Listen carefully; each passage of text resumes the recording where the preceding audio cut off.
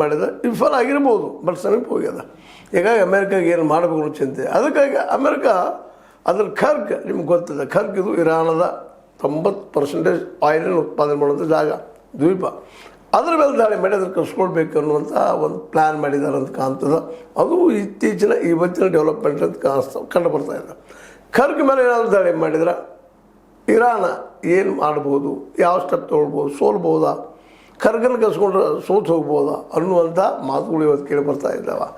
ಎಲ್ಲ ಕಡೆಯಿಂದಲೂ ಅಮೇರಿಕ ತನಗೇನು ಸಾಧ್ಯತೆ ಸೋಲಿಸಲೇಬೇಕು ಅನ್ನೋ ಹಠಕ್ಕೆ ಬಿದ್ದಂಗೆ ಆಗ್ಯದ.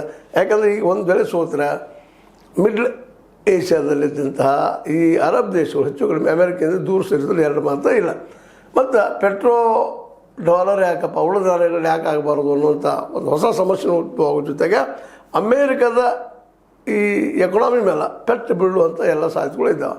ಯಾಕಂದರೆ ಇವತ್ತಿನವರೆಗೆ ಈ ಯುರೋಪ್ ಖಂಡದ ನಮ್ಮ ಏಷ್ಯಾ ಖಂಡದ, ಅದರಲ್ಲೂ ಮುಖ್ಯವಾಗಿ ಪಶ್ಚಿಮ ಏಷ್ಯಾ ಖಂಡದ ಅರಬ್ ದೇಶಗಳು ಏನು ನಂಬ್ಕೊಂಡಿದ್ದು, ಮೊದಲು ಅಮೇರಿಕ ಇದು ಬೆಸ್ಟ್ ದೇಶ, ಇದು ನಮಗೆ ಏನಪ್ಪ ಅಂತಂದ್ರೆ ರಕ್ಷಣೆ ಸಿಗ್ತದೆ, ನಮಗೆ ಯಾರಿಂದ ದಾಳಿ ಆಗಲಿಕ್ಕಿಲ್ಲ ಅಂತ ಭಾಳಷ್ಟು ಬೆಳೆದಿದ್ದಂಥ ನಾಳೆ ಇವತ್ತು ಆ ಕರಿ ಬಂಗಾರದಿಂದ ಅಂದ್ರೆ ಈ ಆಯಿಲ್ದಿಂದಾಗಿ ಮತ್ತು ಗ್ಯಾಸಿಂದಾಗಿ ಇವತ್ತು ಇಡೀ ವಿಶ್ವದಲ್ಲಿ ಶ್ರೀಮಂತ ದೇಶಗಳಾಗಿದ್ದವು. ಇವೆಲ್ಲ ಕಾರಣಕ್ಕಾಗಿ ಮತ್ತು ಅದು ರಕ್ಷಣೆ ಕೊಡ್ತಾನಂತ ಗುತ್ತಿಗೆ ತೊಗೊಂಡಂಥ ಅಮೇರಿಕ ಇವತ್ತು ಅವಳು ರಕ್ಷಣೆ ಮಾಡೋಕ್ಕಿಂತ ತಾನು ರಕ್ಷಣೆ ಮಾಡೋಕ್ಕೆ ಕಷ್ಟ ಆಗಿಬಿಟ್ಟದೆ.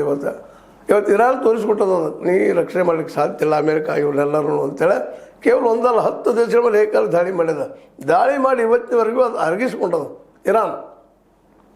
ಇದಕ್ಕೆ ಕಾರಣ ಏನಪ್ಪ ಅಂದರೆ ಇರಾನಿಯರಲ್ಲಿದ್ದಂತಹ ದೇಶಭಕ್ತಿನೋ, ಧರ್ಮಭಕ್ತಿನೋ, ಅಥವಾ ಅಂಧಶ್ರದ್ಧೆನೋ, ಅಥವಾ ಹೋರಾಟದ ಕಿಚ್ಚೋ ಏನೋ ಒಂದು ಕಾರಣ ಇರ್ಬೋದು.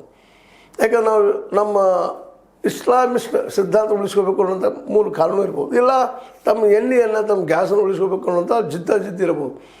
1979ರಿಂದ ಇಲ್ಲಿವರೆಗೆ ಅದು ಒಳಗಿಂದ ತಯಾರಾಗ್ತಾ ಬಂದು ಈ ನಡುವೆ ನಿಮಗೆ ಗೊತ್ತದ ಗಲ್ಫ್ ಯುದ್ಧ ಆಗ್ತದೆ, ಇರಾಕ್ ಇರಾನ್ ಮಧ್ಯದಲ್ಲಿ 15 ವರ್ಷ ನಡೀತು, 1 ವರ್ಷ 2 ವರ್ಷ ಅಲ್ಲ.